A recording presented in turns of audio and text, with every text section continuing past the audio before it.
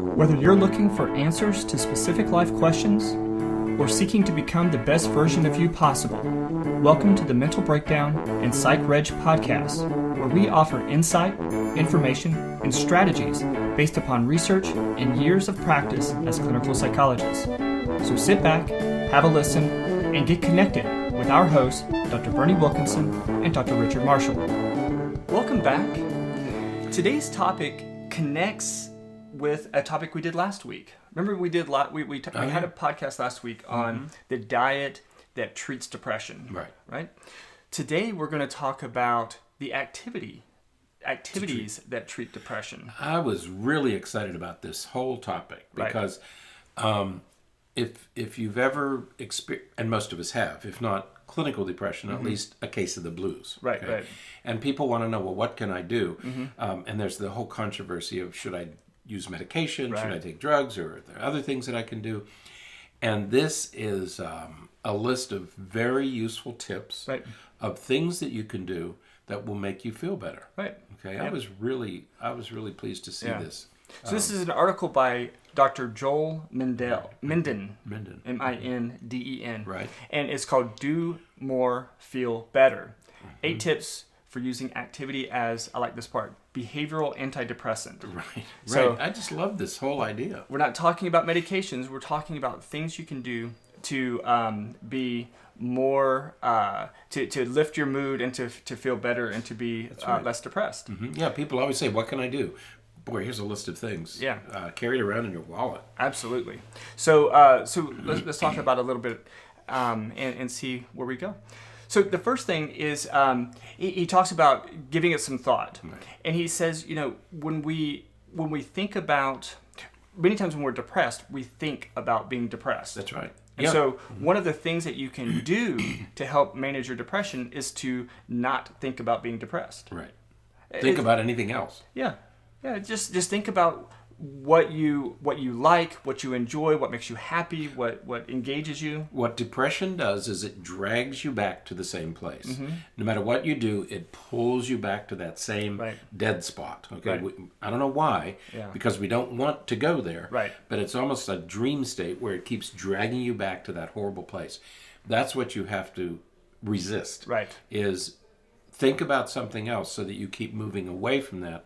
Because the tendency is going to be dragged to it. Absolutely. Okay? Now the second thing is to start with small changes. Right. And what he's talking about here is the idea that many things in our life are really challenging. Right. And as we continue to do challenging things, it reinforces the idea that I'm never going to get any better. I don't enjoy things. I'm ineffective.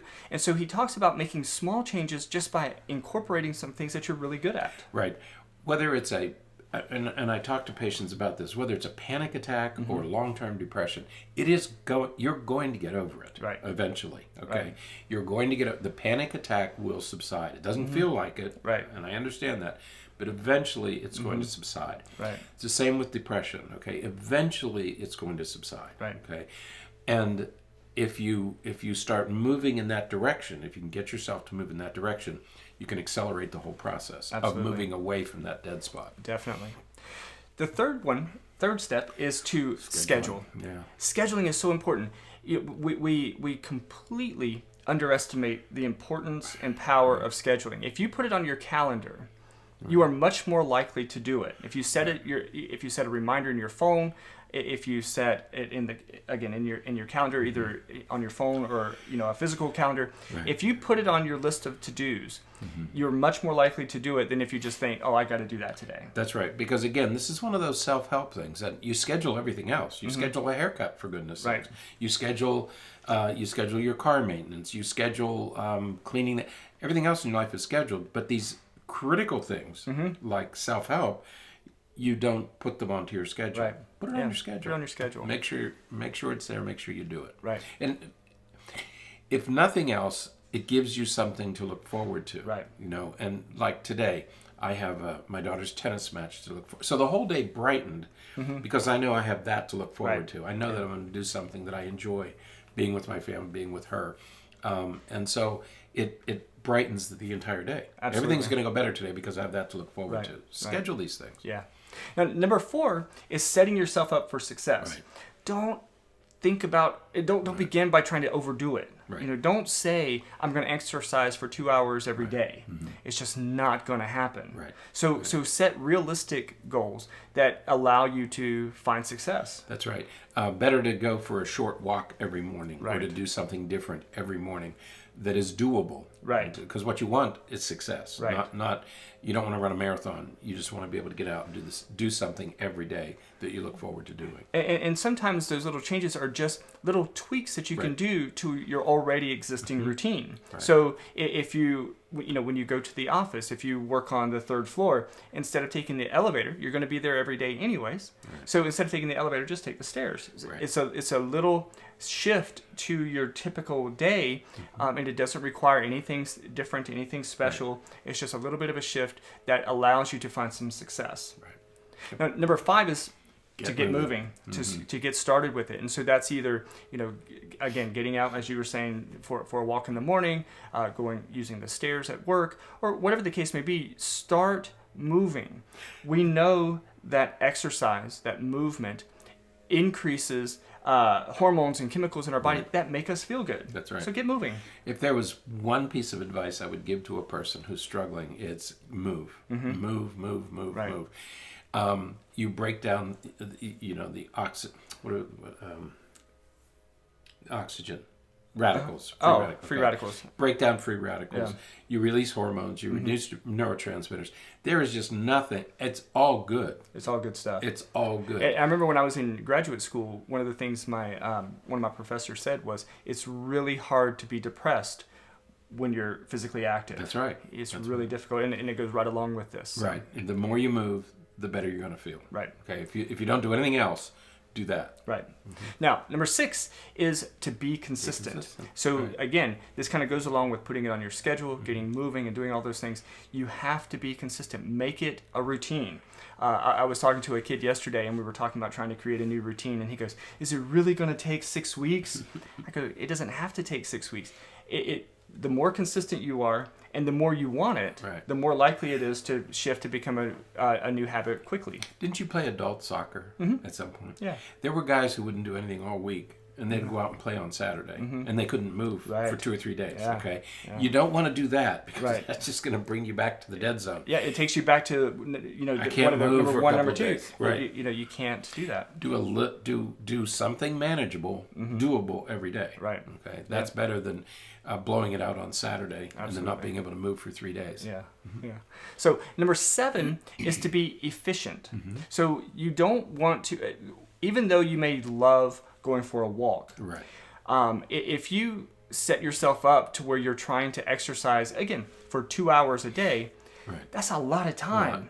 So you need to be very efficient in the way that you're going to do all this, because the more time it consumes, the more easily it's going to be that you find an excuse or use an excuse not to do it. Right. We were talking the other day, I was talking to some colleagues, and we were talking about exercising, and they all agreed going to the gym is an ordeal. Right. I was preparing for a triathlon one time, and the worst thing was swimming, because you had to go there, change, swim, get out, take a shower.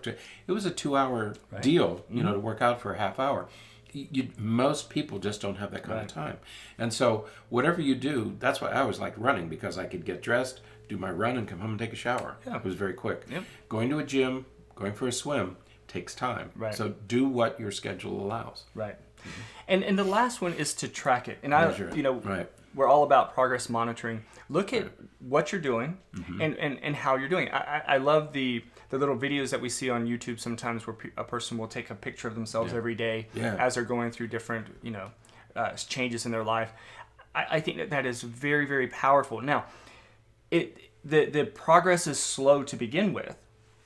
So you have to remember that. You have to keep that in mind, because it's going to be slow to begin with. But once that change begins, and you start seeing that increase on that curve start going up, that's right. There's nothing more motivating than that. And you have to measure it. I mean, I'm sorry, you have to know whether you're making progress or whether it's a scale, or whether it's number of repetitions or number of days in a row that you exercise.